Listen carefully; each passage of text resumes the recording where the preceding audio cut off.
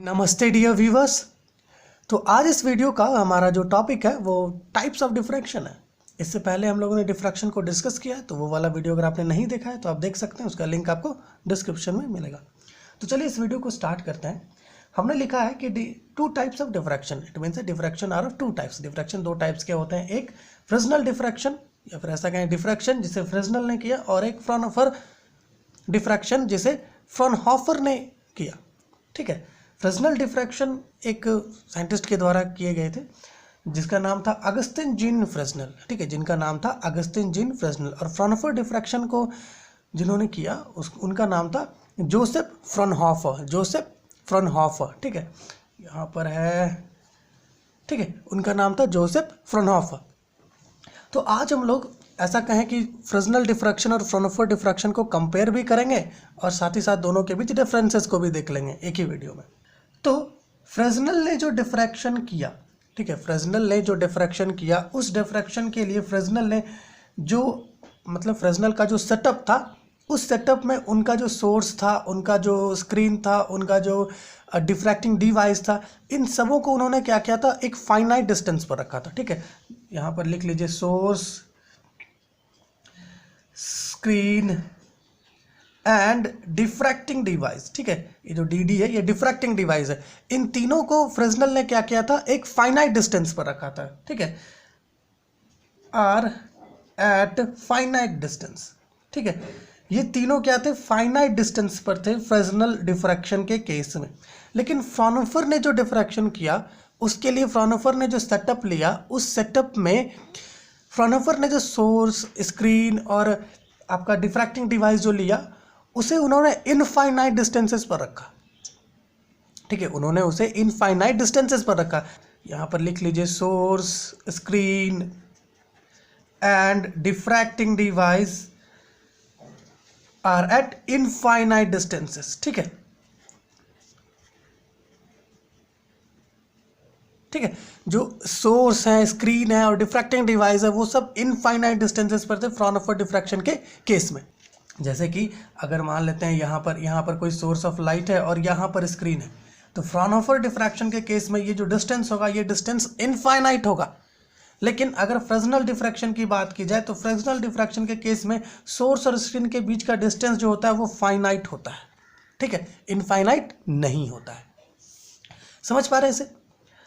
अब फ्रेस्नेल ने जो डिफ्रैक्शन किया, या ऐसा क्या, फ्रेस्नेल ने जो डिफ्रैक्शन पैटर्न ऑब्टेन करने के लिए जो सेटअप यूज किया, उस सेटअप में फ्रेस्नेल ने किसी भी तरीके का लेंस या फिर मिरर यूज नहीं किया। ठीक है, मिरर आर नॉट यूज्ड।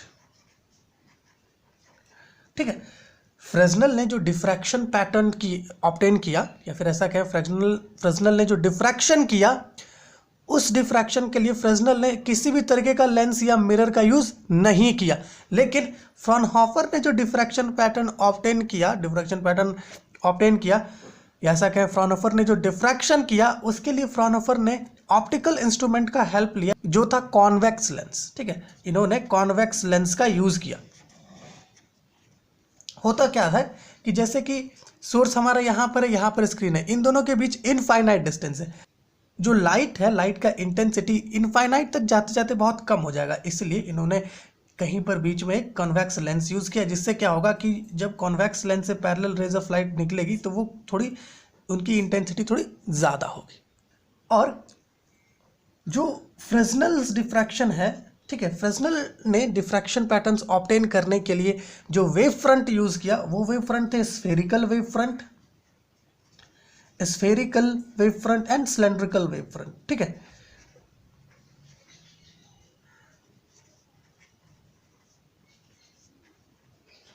ठीक है, फ्रेस्नेल ने जो डिफ्रैक्शन किया, उसके लिए उन्होंने जो वेव फ्रंट्स यूज किया था, वो सिलेंड्रिकल भी यूज कर सकते हैं और स्फेरिकल भी यूज कर सकते हैं, या फिर ऐसा कहें फ्रेस्नेल डिफ्रैक्शन को करने के लिए स्फेरिकल वेव फ्रंट भी ले सकते हैं और सिलेंड्रिकल वेव फ्रंट भी ले सकते हैं। लेकिन फ्रॉनहोफर डिफ्रैक्शन को करने के लिए हमें सिर्फ और सिर्फ प्लेन वेव फ्रंट ही चाहिए होता है।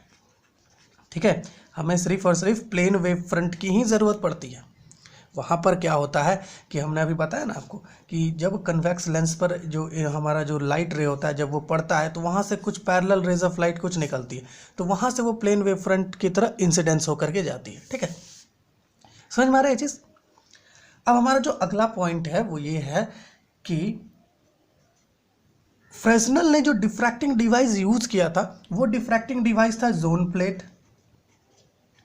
ठीक है, फ्रेस्नेल ने जो डिफ्रैक्टिंग डिवाइस यूज किया वो डिफ्रैक्टिंग डिवाइस था जोन प्लेट्स, लेकिन फ्रॉनहोफर ने जो डिफ्रैक्टिंग डिवाइस यूज किया वो डिफ्रैक्टिंग डिवाइस क्या था, सिंगल स्लिट। ठीक है, सिंगल स्लिट, डबल स्लिट, है ना, एन स्लिट, जिसे हम ग्रेटिंग भी कहते हैं। समझ में आ रहा है ना। फ्रॉनहोफर ने जो डिफ्रैक्टिंग डिवाइसेस यूज किया वो डिफ्रैक्टिंग डिवाइसेस कौन कौन से हैं, सिंगल स्लिट, डबल स्लिट, है ना, एन स्लिट्स। लेकिन फ्रेस्नेल ने जो यूज किया वो थे जोन प्लेट्स। ठीक है, अब एक मेन पॉइंट है फ्रेस्नेल और फ्रॉनहोफर के बीच का, वो ये है कि फ्रेस्नेल डिफ्रैक्शन और फ्रॉनहोफर डिफ्रैक्शन में जो सेंट्रल मैक्सिमा होता है, ठीक है, या फिर ऐसा कहें जो सेंटर होता है, जो भी हमें पैटर्न मिलेगा, ये जो स्क्रीन है इस स्क्रीन पर जो भी हमें पैटर्न मिलेगा उसका एक सेंटर होता है। ठीक है, उसका एक सेंटर होता है। तो फ्रेस्नेल के केस में जो सेंटर होता है ये सेंटर ब्राइट भी हो सकता है और डार्क भी हो सकता है। ठीक है, फ्रेस्नेल के केस में। लेकिन फ्रॉनहोफर के केस में जो सेंटर होगा वो हमेशा ब्राइट होता है। ठीक है, हमेशा वो ब्राइट होता है। तो फ्रेस्नेल के केस में ब्राइट और डार्क क्यों होता है, ऐसा इसलिए होता है क्योंकि हम लोगों ने जो डिफ्रैक्टिंग डिवाइस यूज किया वो जोन प्लेट है। तो जोन प्लेट टू टाइप्स के होते हैं, नेगेटिव जोन प्लेट और पॉजिटिव जोन प्लेट, उन पर हम आगे चर्चा करेंगे और भी। तो अकॉर्डिंग टू कंडीशन वहाँ पर कौन सा जोन प्लेट यूज़ किया जा रहा है उसके अकॉर्डिंग वहाँ पर हमें ब्राइट या फिर डार्क सेंटर देखने को मिलता है, फिर ऐसा कहें सेंट्रल मैक्सिमा ब्राइट या डार्क देखने को मिलता है। तो चलिए इस पॉइंट को यहाँ पर लिख लीजिए कि इस केस में जो सेंटर होता है may be dark and bright. ठीक है, जो सेंटर है वो डार्क और ब्राइट हो सकता है। लेकिन फ्रॉनहोफर के केस में जो सेंटर है या कैसा क्या जो सेंट्रल मैक्सिमा है, ये सेंट्रल मैक्सिमा हमेशा ब्राइट होता है। ठीक है, इज ऑलवेज ब्राइट। क्लियरली समझ में आ रहा। तो अब आगे हम लोग डिफ्रैक्शन पर और भी वीडियोस आएगी, तो आपने अगर इस चैनल को सब्सक्राइब नहीं किया है तो आप सब्सक्राइब कर सकते हो। और अगर आपने डिफ्रैक्शन वाला वीडियो नहीं देखा है तो उसका लिंक आपको डिस्क्रिप्शन में मिलेगा, आप वहाँ से जा कर के देख सकते हैं। तो चलिए मिलते हैं अपने अगले वीडियो में, तब तक के लिए धन्यवाद।